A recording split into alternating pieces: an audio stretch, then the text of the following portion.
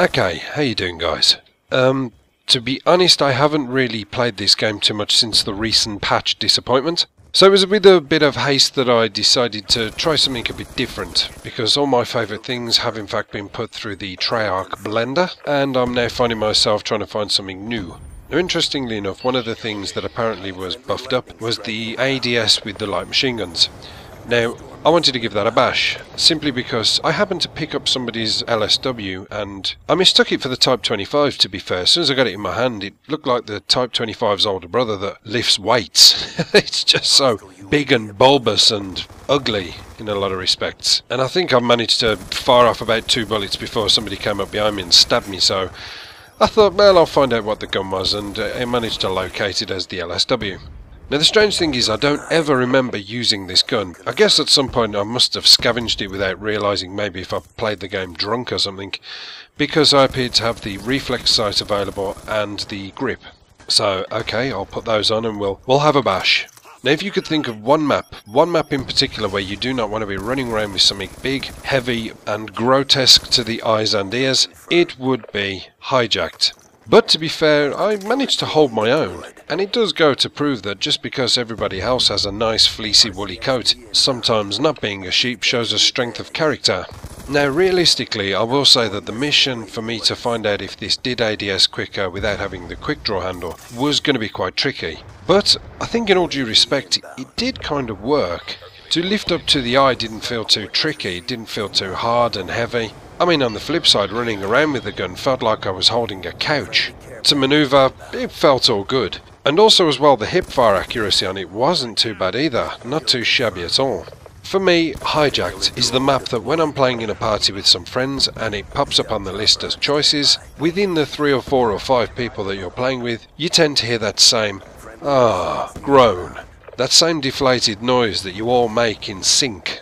Because it would appear that everybody feels exactly the same way as you, that nobody wants to play Hijacked. Now, that would lead me to suspect that the Hijacked map has some sort of self-choosing capability, because it would always seem that everybody wants to vote and play it. So, maybe it's just me and my friends, I don't know. As far as I'm concerned, the map is absolutely horrible. It's too small, it's too awkward, the spawns flip too much.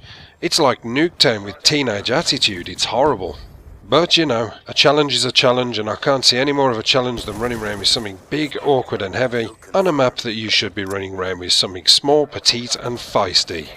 Now, I cannot take the time out to tell you the stats of the gun, what rate of fire they shoot at and how many rounds per minute, because if I had to go and research that, it would take up too much of my time along with everything else, and I'd probably end up with a divorce on my hands.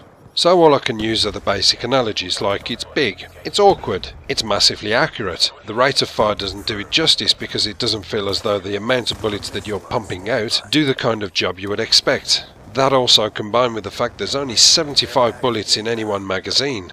I mean, come on, the PDW's got 50 in, you're talking about an extra 25 more? Not to mention that the PDW is probably a more powerful gun. In fact, I'd stake everything I own on the fact that PDW is a more powerful gun.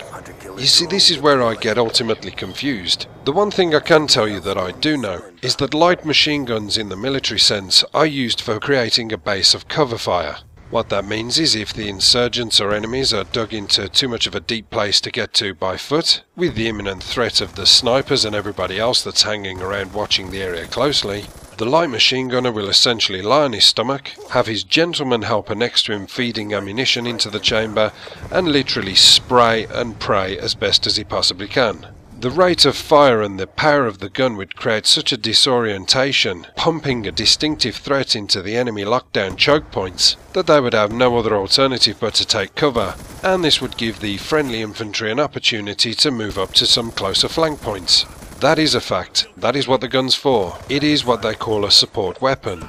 The bullets in an LMG can generally fire up to 1,000 meters. 5.56 shells pierce through just about anything, including tanks, armoured vehicles, and of course, human flesh. But as we all know, this self-devastating, cantankerous-looking, destructive, devil-destroying death machine is no match for the 5.7 pistol. Oh god, don't open that can of worms. Move on, move on. But yeah, you know, I didn't do too bad on this game. It probably is one of my better games on Hijacked, I'll be honest. And the fact that I was carrying something so bloody awkward around, it made me quite proud, and that was why I felt I should post it. I did try my damnedest not to camp as much as I possibly could, but you don't really feel that confidence to step out into the crowd. You kind of want to hold back and let them come to you. That's generally the idea with light machine guns. To run out into the central area and start giving it Johnny Big Potato, screaming at the top of your voice, "Come on then, you bastards, let's have it," wouldn't really cut the mustard in this game. It doesn't lead the pack, it stands back in the wings. It causes confusion and disorientation and lets the rest of them do the dirty work. But I did try and get in the thick of it as best as I possibly could, and even though I'm running around with a clan tag that says PTFO, I didn't really play the objective too much, but that wasn't the point. What I wanted to do was give the impression that the machine gun isn't as bad as people may possibly think. And again, I've said it before, you know, let's give everybody a chance to try something different. You don't have to come onto Hijacked and use a Remington shotgun. You don't have to come onto Hijacked and sit and snipe in the wings. You don't have to run on and come on with a PDW or MSRC or a bloody Scorpion with a laser sight. I do seem to do better when I put on a Type 25 or put on an M27. I should really post a gameplay when I've used an M27 suppressed on this map. I do pretty damn good. The only thing that lets me down is when I get taken out from the back by somebody coming from the underneath, or if the spawns flip again, of course. Those things can't be helped, and it happens on a regular basis. But this has sort of created a bit of excitement within me. I now feel as though I can venture out and try some different things, see how far the attachments take me. Like I say, for now all I seem to have is the reflex and grip. And yes, I know I'm going to get all the messages about grip doesn't work, but I've got to put something on the bloody gun. I haven't got anything else. I would imagine as soon as I get quick draw it's going to be a lot more tasty. So, that said, what would you like me to try out? Is there a gun in particular that you've wanted to test but have been too scared to dip your foot in the water? I'll tell you what, just to make it more interesting, I'll be your canary down the mine. I'll take whatever light machine gun you want me to test out and try the theories on what works best. Because quite frankly, I'm getting bored of this game and I need something to spice it up.